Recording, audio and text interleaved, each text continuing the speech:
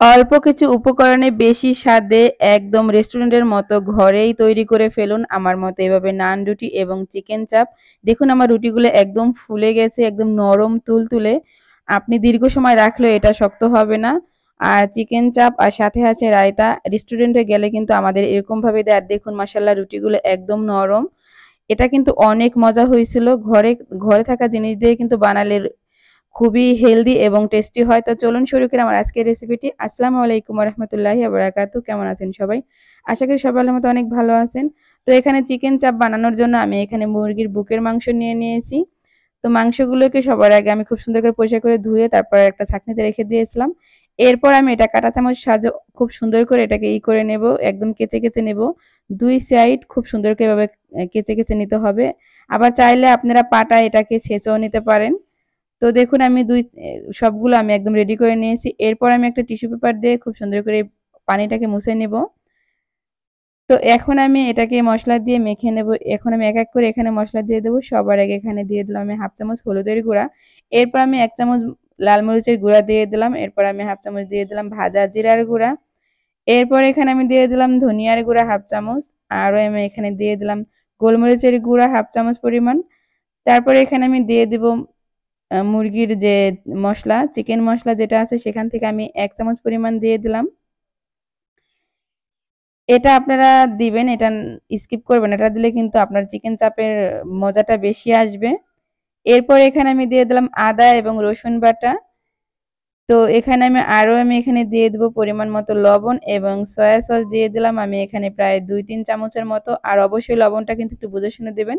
কারণ সয়া সসের ভিতরে কিন্তু লবণ থাকে। তো এরপর আমি খুব সুন্দর করে এটাকে হাত দিয়ে মেখে নেব। এই মসলাটাকে একদম আপনারা অবশ্যই কিন্তু এই চিকেনটাকে অন্ততপক্ষে ২-৩ ঘন্টা আগে ম্যারিনেট করে রাখার চেষ্টা করবেন। আমি ২ ঘন্টার মতো রাখছিলাম। এবার আমি ১ ফালি লেবুর রস এখানে আমি দিয়ে দিলাম। লেবুর রসটা দিয়ে আমি আবারও একটু নেড়েচেড়ে মেখে নেব খুব সুন্দর করে এই মুরগির ভিতরে ঢুকিয়ে দেবো একদম মেখে। তো এই চিকেন চাপটা কুট করার জন্য আমি এখানে দিয়ে দিলাম ৩-৪ চামচ বেসন। বেসনটা দিয়ে আমি খুব সুন্দর করে এটাকে মেখে নেব। তো বেসন দিয়ে মাখিয়ে তারপরে আমি অন্ততপক্ষে এটাকে আমি ২ ঘন্টার জন্য রেস্টে রেখে দেব। ঢাকনা দিয়ে এখন আমি এটাকে ঢেকে একটা সাইড করে রেখে দেব। তো এই ফাঁকে আমি নান রুটির ডোটা তৈরি করে নেব। এখানে আমি দেশি মুরগির ডিম ২ টা দিয়েছি। আপনারা যদি ব্রয়লার মুরগির ডিম দেন তাহলে একটা দিতে পারেন বড় ডিম হইলে। তো আমি এখানে যে ২ টা ডিম দিয়েছি আর এখানে ৫ চামচ আমি দুধের গুঁড়া দিয়ে দিয়েছি। কারণ আমি ৪-৫ টা আমি নান বানাবো। এরপর এখানে আমি দিয়ে দিলাম ছোট্ট একটা কাপের আধা কাপ সয়াবিন তেল, আমরা রেগুলার যে তেলটা খাই সেটা। তারপরে এখানে আমি দিয়ে দিলাম বেকিং সোডা সামান্য পরিমাণ। আর এখানে আমি ১ চামচ পরিমাণ দিয়ে দিলাম ইস্ট। আর অবশ্যই কিন্তু ভালো মানের ইস্টটা দিবেন। এরপরে এখানে আমি টক দই দিয়ে দিলাম ৫ চামচের মতো।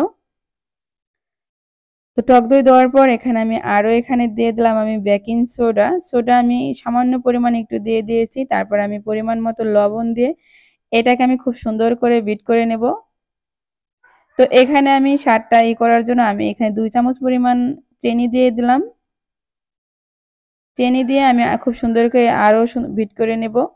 এরপর আমি ময়দাগুলো এখানে দিয়ে দিব। ময়দাগুলো আমি চেলে নিয়ে নিয়েছি। আপনারা আটা বা ময়দা যাই দেন তাই দিতে পারেন। আপনার হাতের কাছে যা থাকবে সেটা দিয়েই বানাতে পারেন। তো এবার আমি হাত দিয়ে খুব সুন্দর করে মেখে ডোটা তৈরি করে নেব। আর এই ডোটা তৈরি করার জন্য আমি এখানে কুসুম গরম পানি ব্যবহার করছি। একদম নরমাল টেম্পারেচারে পানিটা দিবেন না। তো এরপর খুব সুন্দর করে হাত দিয়ে আমি মধ্যে একটা ড্রো তৈরি করে নিয়ে নিয়েছি। আর আমি হাতে কিছুটা তেল লাগিয়ে তারপর আমি এই ড্রোর চারপাশে দিয়ে আমি এটাকে আরো কিছুক্ষণ করে নেব। আপনার হাতে যদিও আটা থাকে তাহলে একটু তেল লাগালে কিন্তু একদম এটা চলে আসবে, ছেড়ে দিবে হাতে থেকে। এরপর আমি খুব সুন্দর করে এটাকে সেট করে নিয়ে তারপর আমি এটাকে রেস্টে রেখে দেব। প্রায় ১ ঘন্টার জন্য এটাকে আমি রেখে দিলাম।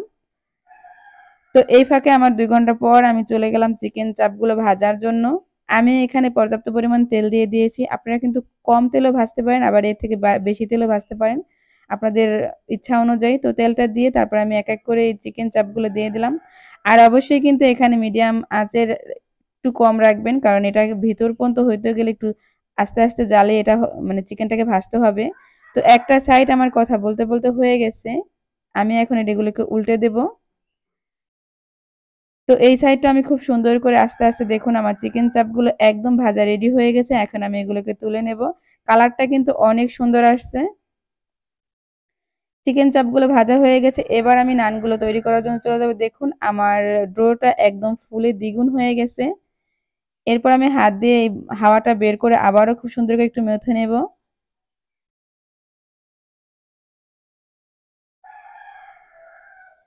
এবার আমি চলে আসলাম এই নানগুলো বানানোর জন্য। এখানে আমি লেচি কেটে নেব।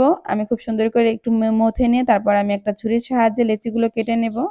তো আমি এখানে ৪টা কাটছিলাম, তো আমি মোট ৫টা নান বানিয়েছি, কারণ আমার মাঝখানের ডোগুলো একটু বড় হয়ে গেছিল লেচিগুলো। তো এবার আমি খুব সুন্দর করে এটাকে হাতের সাহায্যে বেলে নেব। রুটি যেমনি নর্মাল রুটি আমরা বানাই ঠিক সেভাবে একটু ইসের আটা দিয়ে তারপর আমি এটাকে বেলে নেব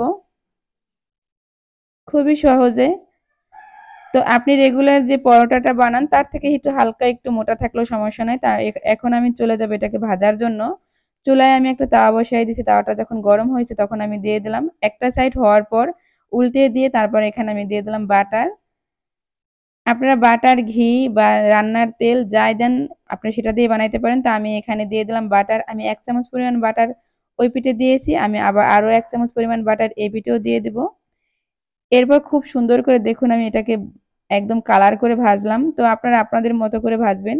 তো এবার চলে আসলাম আমি একটা সালাদ বানানোর জন্য। এখানে আমি ২টা শসা এভাবে গ্রেট করে নিয়েছি। এখানে দিয়ে দিলাম কিছুটা ধনিয়া পাতা কুচি আর দিয়ে দিলাম ২টা কাঁচামরিচ কুচি। যেহেতু রমজান মাস খুবই অল্প পরিমাণ ঝাল দিতে হবে। তো এবার আমি এখানে দিয়ে দিলাম স্বাদমতো লবণ। অবশ্যই কিন্তু বিট লবণ একটু দিবেন। আমার এই বিট লবণ দেওয়াটা স্কিপ হয়ে গেছে। এখানে আমি দিয়ে দিলাম গোলমরিচের গুঁড়া, কালো গোলমরিচের গুঁড়া, আর এখানে দিয়ে দিলাম আমি টক দই। আপনার যতটুকু টক দই লাগবে এটা মাখানোর জন্য ততটুকু পরিমাণ দিবেন। তো আমি খুব সুন্দর করে এটাকে মেখে নিলাম। আমি অফ ক্যামেরায় কিন্তু এখানে ১ চামচ পরিমাণ চিনি আর ইসের গুঁড়া দিয়ে দিয়েছিলাম। আমি একটু পরিমাণ বিট লবণ দিয়েছিলাম, সেটা স্কিপ হয়ে গেছে। তো অবশ্যই একটু চিনি আর বিট লবণ দিবেন, তাহলে মজাটা দ্বিগুণ হবে। এবার আমি এখানে ১ ফালি লেবুর রস এখানে দিয়ে দেব। লেবুর রসটা কিন্তু দিলে কিন্তু আপনার সালাদের টেস্টটা দ্বিগুণ হবে। রেস্টুরেন্টে কিন্তু এরকম একটা রায়তা আপনাদের নানের সাথে দিলে কিন্তু খেতে কিন্তু দারুণ হয়। তো দেখুন আমার সবগুলো নান এভাবে তৈরি হয়ে গেছে। দেখতে কিন্তু দারুণ হয়েছে, কালারটাও দারুণ আসছে। তো আমার সবগুলো ভাজা হয়ে গেছে। আমি আপনাদেরকে এখন এটাকে পরিবেশন করে দেখাবো। আমি নানগুলো মাঝখান থেকে কেটে দেখাই দিচ্ছি আপনাদের। দেখুন মাশাআল্লাহ অনেক সুন্দর হয়েছে। আমার যেহেতু গ্রামের বাড়ি চতুর্পাশে ব্যাক সাউন্ড অনেক, তো আপনারা অবশ্যই সাউন্ডগুলো স্কিপ করবেন। মাশাআল্লাহ খেতে কিন্তু দারুণ হয়েছিল। আমার পরিবারের সবাই কিন্তু এটা একদম বলছে রেস্টুরেন্টের মতোই হয়েছে। তো কেমন হলো আপনারা অবশ্যই কিন্তু কমেন্টস করে জানাবেন। রমজান মাসের আপনার ইফতারেতে কিন্তু এরকম একটা রেসিপি দিলে পরিবারের সবাই একদম মন ভরে খাবে। তো আমার এই রেসিপিটা কিন্তু ইফতারের পরেই প্রায় তৈরি করেছিলাম। আমি এখন আপনাদের মাঝে একটু ছিঁড়ে খেয়ে দেখাই দিচ্ছি। বিশ্বাস করুন এটা সেই লেভেলের টেস্ট হয়েছিল। অবশ্যই আমার চ্যানেলটাকে সাবস্ক্রাইব করে চ্যানেলের সাথেই থাকবেন। সবাই ভালো থাকবেন, সুস্থ থাকবেন। কথা হবে অন্য কোনো রেসিপিতে। আসসালামু আলাইকুম ওয়া রাহমাতুল্লাহি ওয়া বারাকাতুহু। আল্লাহ হাফেজ বন্ধুরা।